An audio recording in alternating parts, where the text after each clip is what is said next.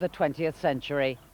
There are fearful and sleepless nights on site now as families wait 9 hours to hear if crews have returned safely from what is a perilous journey. 7 hours en route, 9 hours in the cockpit total. It is a long sortie, which we're not used to, again, but they're finding it tiring, obviously. A quick helicopter ride down to Bonn for a Secretary of State who also has his work cut out. German defense. Several cargoes of aid have already left RAF Lynham on military transport planes, but this was the first civilian flight carrying privately donated aid. This British Airways 757 carried about 20 tons of supplies, much of it given after an appeal in the Daily Express. Most of the seats inside the plane have been stripped out to make way for the cargo, tons and tons of baby food. We had originally planned to operate just one flight to carry, the key emergency supplies required, but, there are warehouses full of goods, and we're now going to be operating a second flight, probably on Saturday, and we're looking to see if we can put some further services on early next week, just to ensure that we can get everything which the British public has given to where it is needed. This flight was destined for Thessalonica in northern Greece. From there, with the British Army escort, its cargo was due to be trucked overland to Macedonia. The organisers of the flight are confident the aid will get to the people who need it.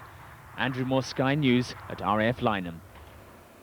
Well, the capital, Podgorica, fear the conflict is getting closer.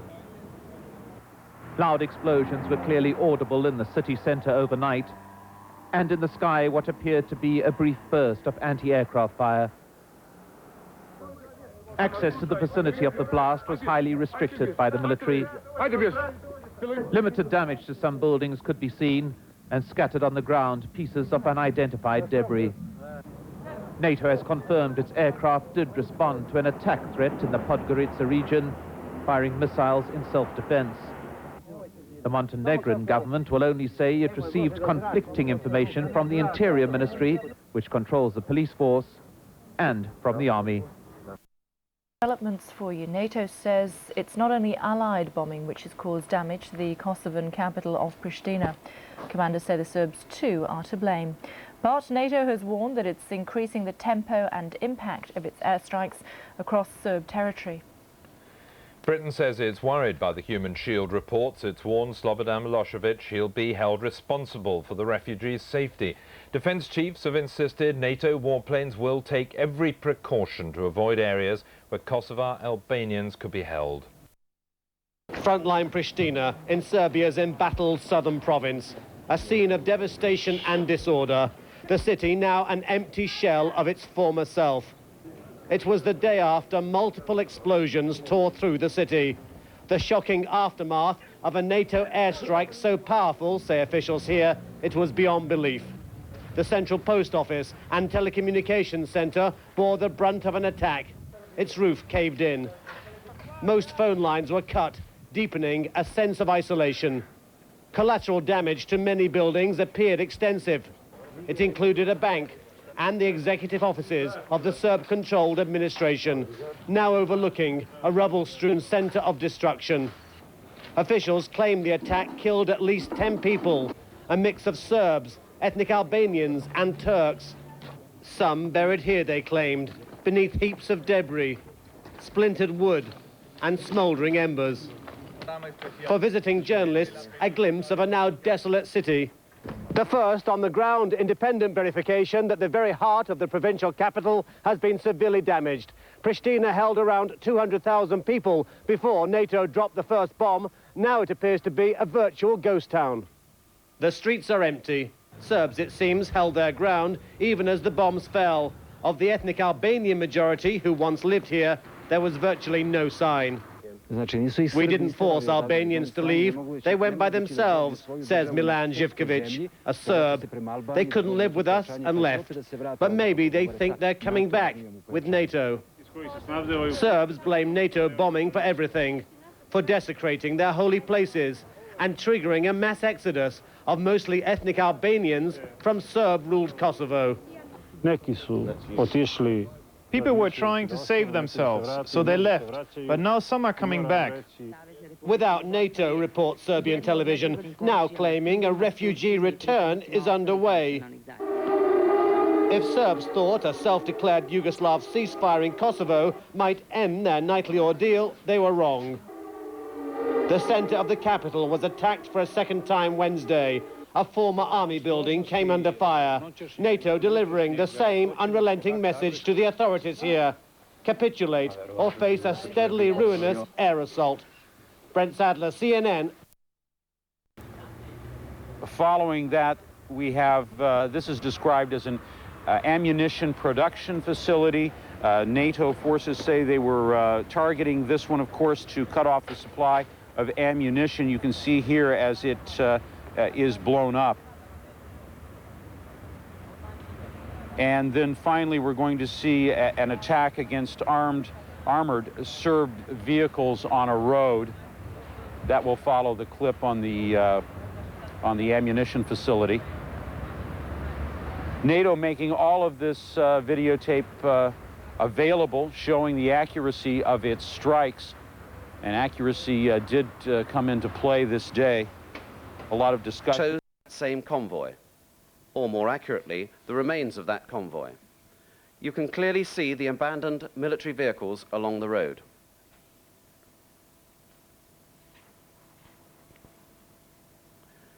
Today, I have some cockpit imagery from our recent operations against other Serbian forces within Kosovo. Unlike the area attack which I described to you yesterday, these attacks employ guided munitions. On the video I am about to show you, you can make out a road with Serbian vehicles on it. If you watch closely when the video begins to play, you will see that the pilot locks his missile to the target. Once the missile is launched from the aircraft, the video feed stops, but the weapon automatically guides to the target to which it is locked. The pilot then executes a rapid escape maneuver to avoid target defenses and the detonation of his own weapon. Unfortunately, that means you will not be able to see the result of this weapon strike.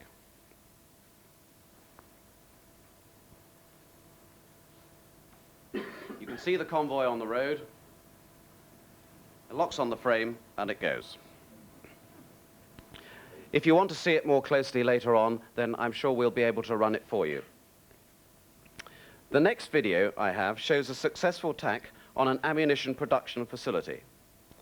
If you watch the right side of the image, you may see the bombs prior to their impact.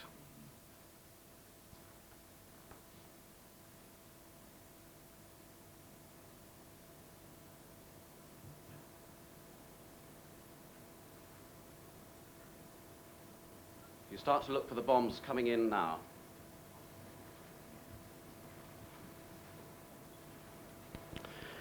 And just to prove that it's not all done by mirrors and magic, the final clip very clearly shows one of our successful strikes against the Serbian armored vehicles operating within Kosovo.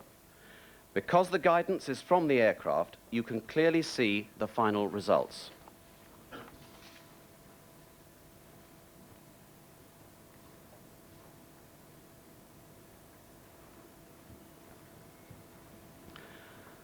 Toughest conditions. Its crews their courage in lethal low-level combat. Their mission in Kosovo will be to seek and destroy specific high-value targets. The commander of Task Force Hawk, Colonel Oliver Hunter, says the chopper crews on alert live up to their motto, strike deep. The 11th Aviation Regiment can bring deadly force to bear on the Yugoslavian ground forces in Kosovo, and they can do it quickly, accurately, and continually. The 24 crews are on high alert. Our pilots are fired up, mentally, physically, and tactically prepared to go. The Apaches will fly at night, hugging to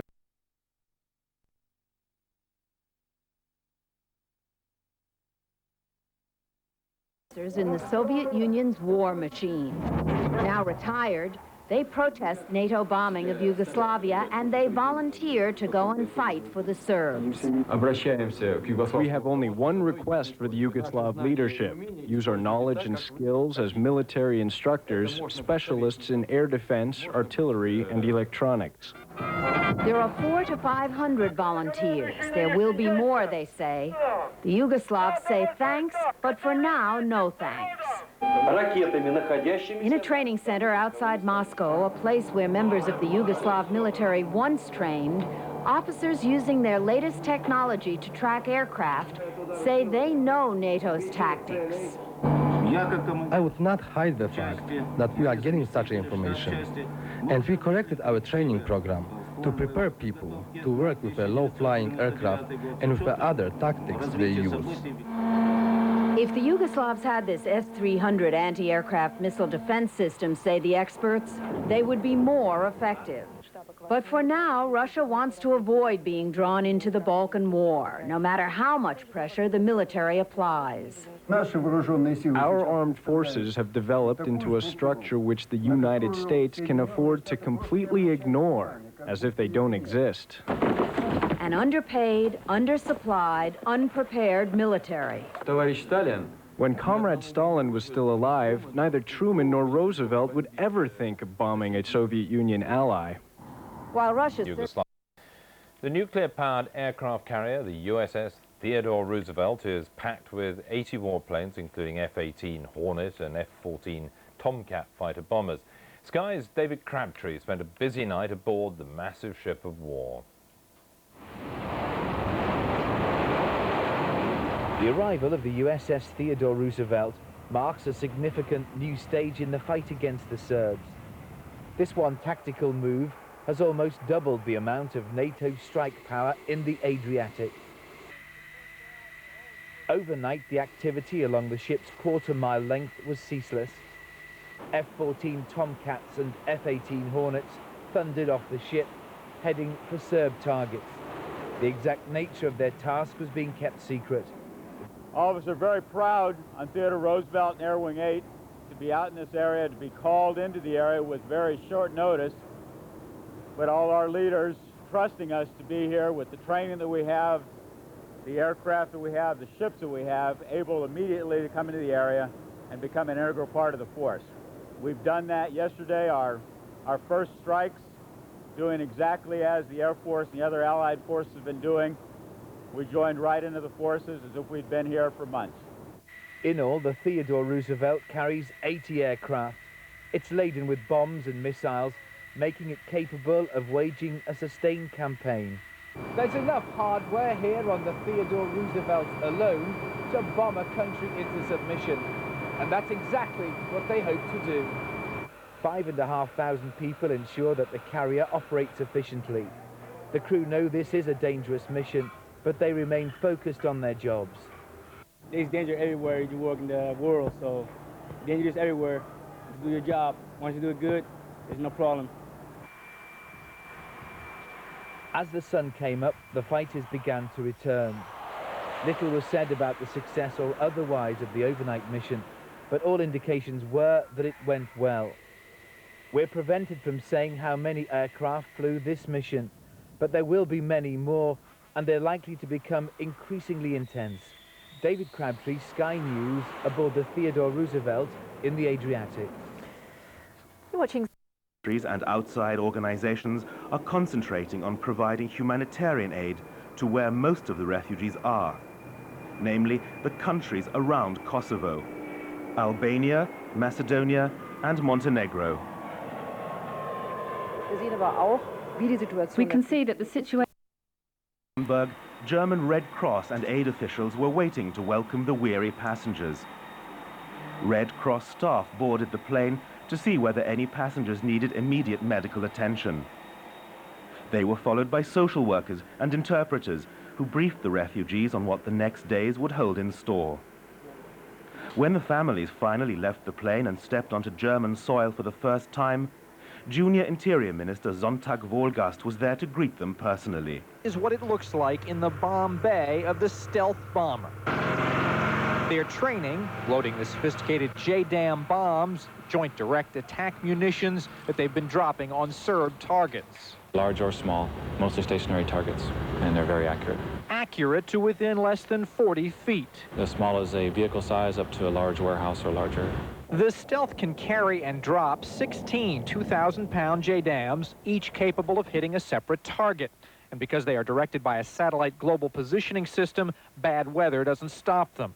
This man loaded the first bomber. Very successful, from what I understand. Phenomenal results. We couldn't be prouder. When that B-29 back there was dropping bombs in World War II, it generally had to be good weather, and you could either fly high and sacrifice accuracy or fly in low and risk being shot down.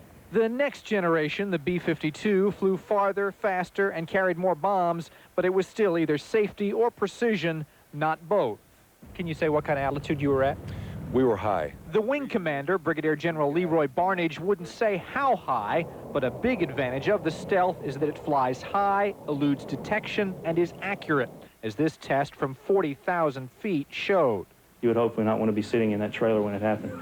Its sophisticated radar can acquire targets 30 to 60 miles out. This is what Washington, D.C. looks like to the Stealth radar.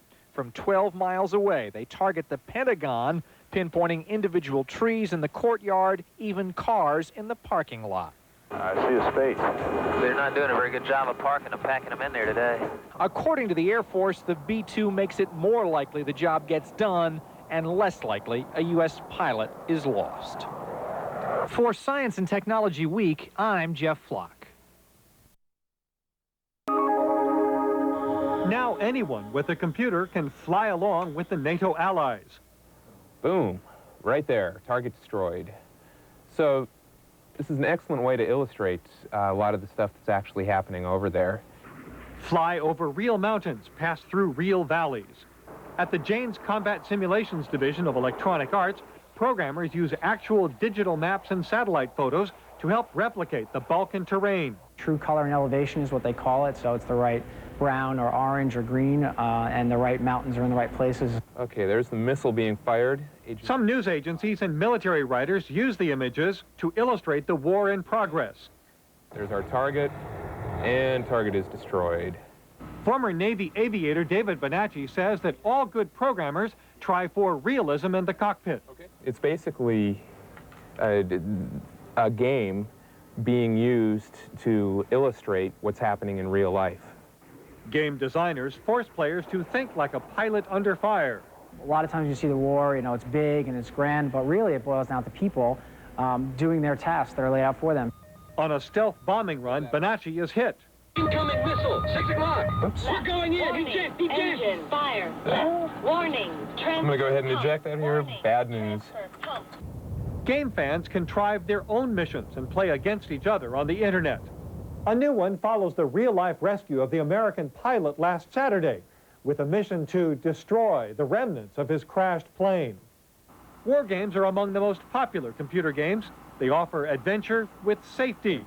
The worst threat posed in these simulated skies is to the pilot's self-esteem. 60 Jahren in Frankreichs Diensten, durchflügt wegen der Kosovo-Krise im Auftrag der NATO die Gewässer der Adria.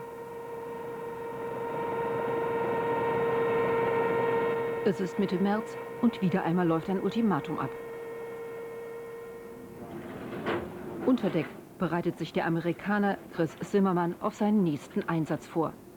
Die Franzosen arbeiten mit deutschen, italienischen, türkischen, griechischen, amerikanischen Seestreitkräften zusammen und tauschen auch Offiziere aus. Zimmermann, der amerikanische F-18-Pilot, fliegt in einem französischen Kampfjet Trainingsziele in Bosnien an, denn dort sind die Bedingungen ähnlich wie im Kosovo.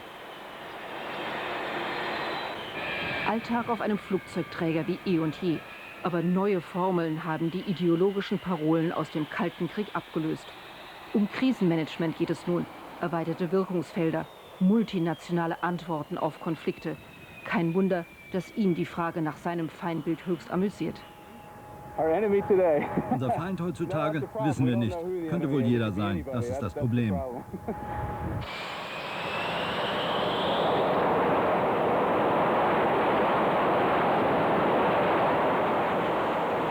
Katapultstart auf Tempo 200 nach nur 50 Metern.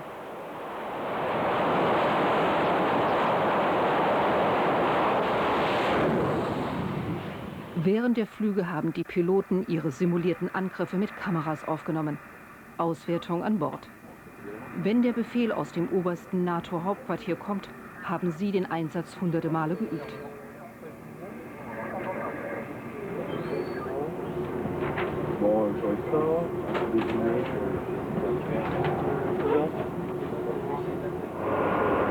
Jede ruckartige Landung belastet Mensch und Maschine ungeheuer.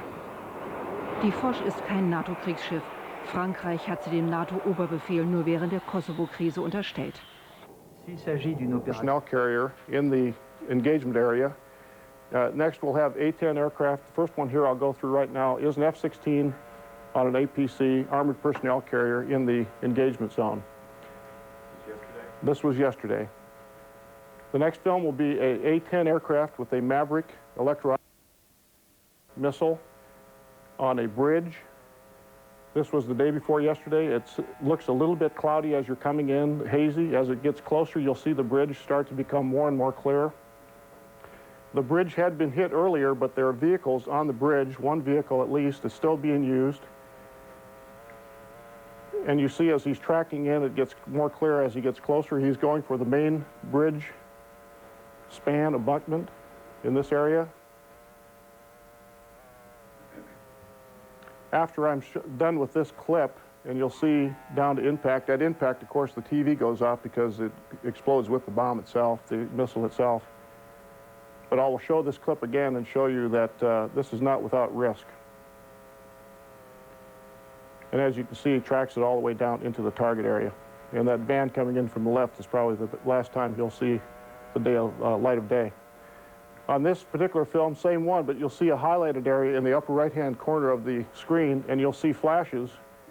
This is the same run I showed you a moment ago, and that's AAA, air-to-air artillery, being fired at this A-10, probably either 27 millimeter or 23 millimeter or 37 millimeter. You can see the flashes coming on. He sees this himself as he's coming in. The ground flashes and then the air bursts, and the tracer air burst, you'll see that usually only the tracer is about every fifth or sixth bullet, so he's taking what we would consider moderate to heavy AAA all the way in on this run. So, as I explained earlier, this is not without risk.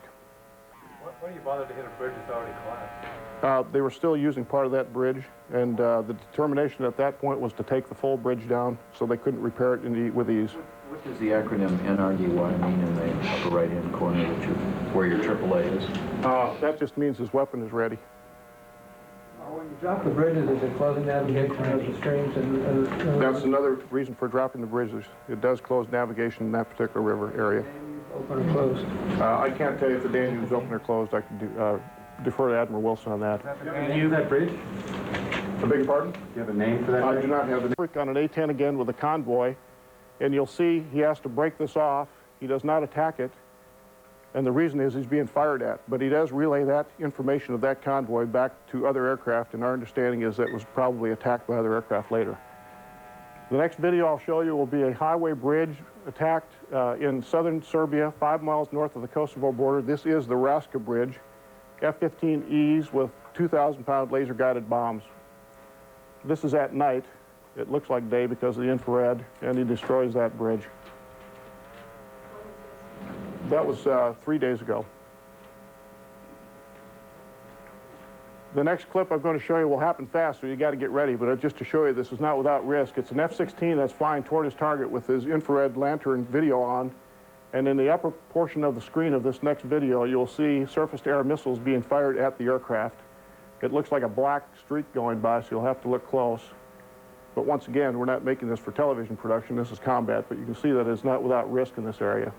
First one coming up, you see it right there. That's one guided, or SA-3, followed directly by another one. And those were probably not guided by radar, maybe ballistic, but still the threat is there.